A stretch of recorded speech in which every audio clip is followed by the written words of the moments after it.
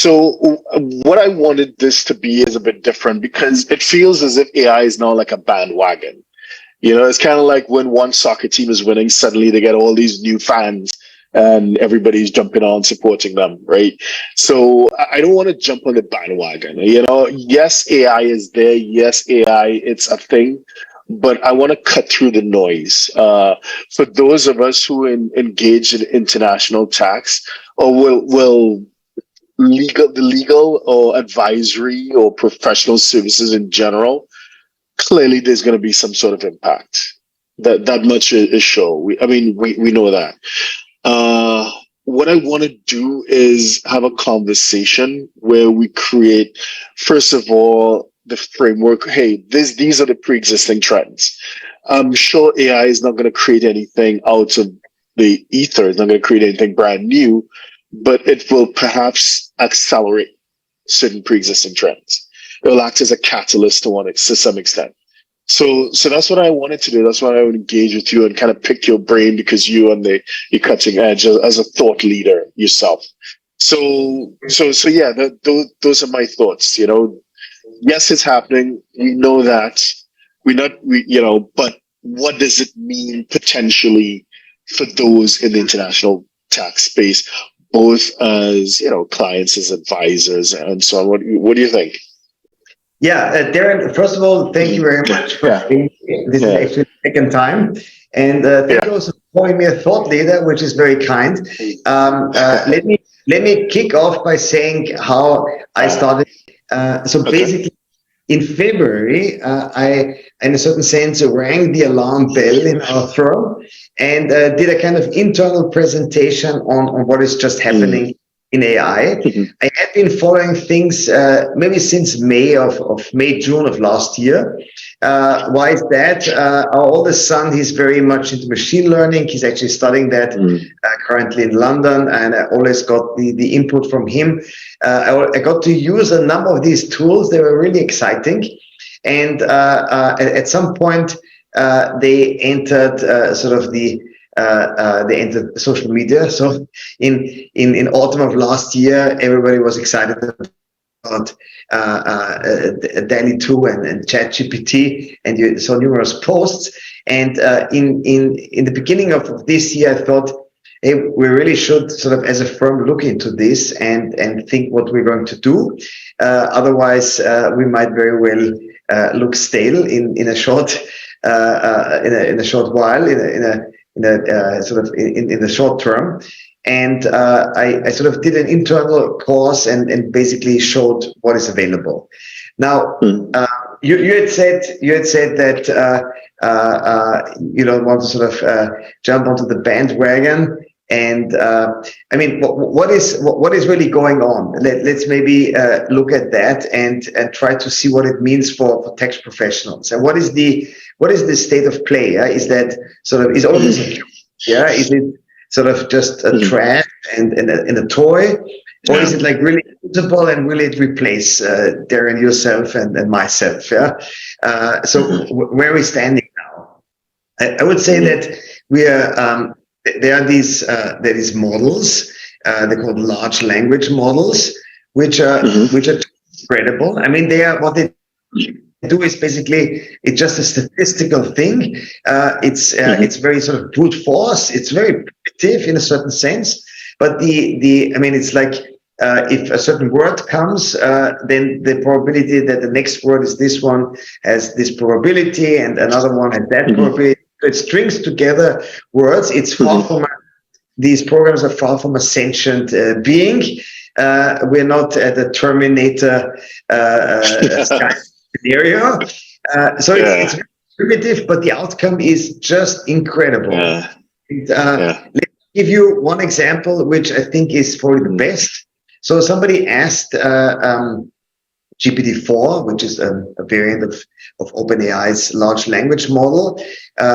Somebody asked the following question. You have a number of objects. You might have seen that on the internet. You have a number of objects, and please pile them up into a stack. And these are the objects you have. You have a laptop. You have a bottle. You have 9 eggs. You have an incredibly thick and heavy book. and you have a nail.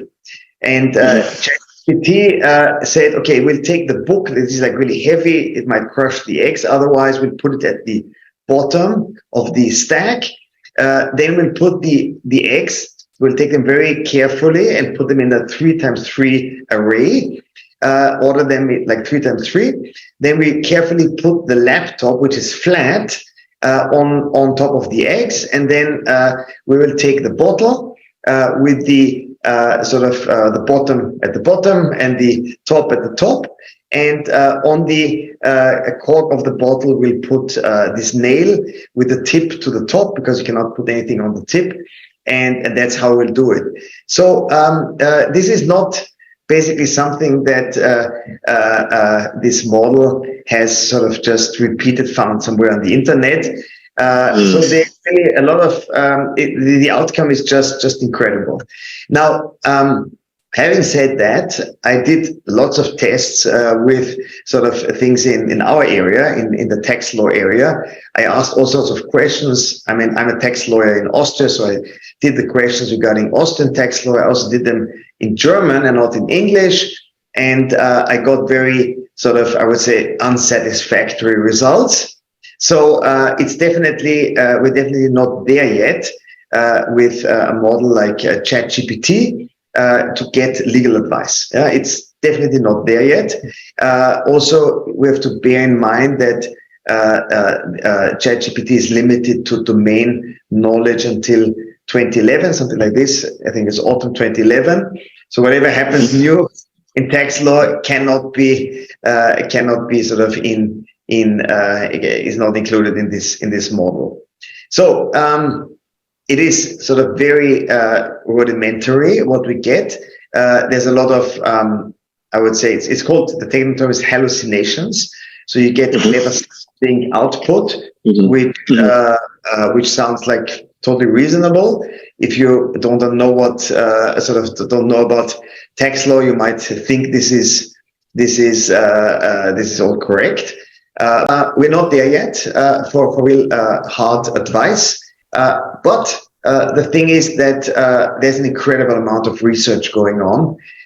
So many very smart people putting in so much energy into developing this. And there's an estimate which says that basically in the next 10 years, the performance of these models will increase by a factor of 1 million. And what that means is basically that you will have significant performance improvements, not in 9.5 years or in the last month of this 10-year period, but basically all the time. It will just get better and better over time. So it's important to keep the eyes open to see what's happening. And so I would say that is sort of the state of play regarding advice. What you can now already do, and what you actually should be doing, using it for all sorts of marketing things. So I just sent out an email this morning to my team and said, congratulations to Stefan. He got the AI prize of our team because he basically, he was one of the first in my team to really use AI for social media. So he put out a very nice, a fantastic post on LinkedIn, which had been sort of used, had been done by ChatGPT. Of course, he had put in a bit of his own thoughts, but basically it's super, and it sounds great. It's very, the post is very sort of exhilarating. There's a lot of good vibes in it. It's the English is perfect. It's fantastic. The better feedback you'll get. So if you're a 6, 7, or 8-figure investor, entrepreneur, or business owner who needs a tailor-made solution from a qualified team of professionals, we can help you achieve the international lifestyle, the freedom, and even the tax savings you're looking for. Visit us at htj.tax and live that international life.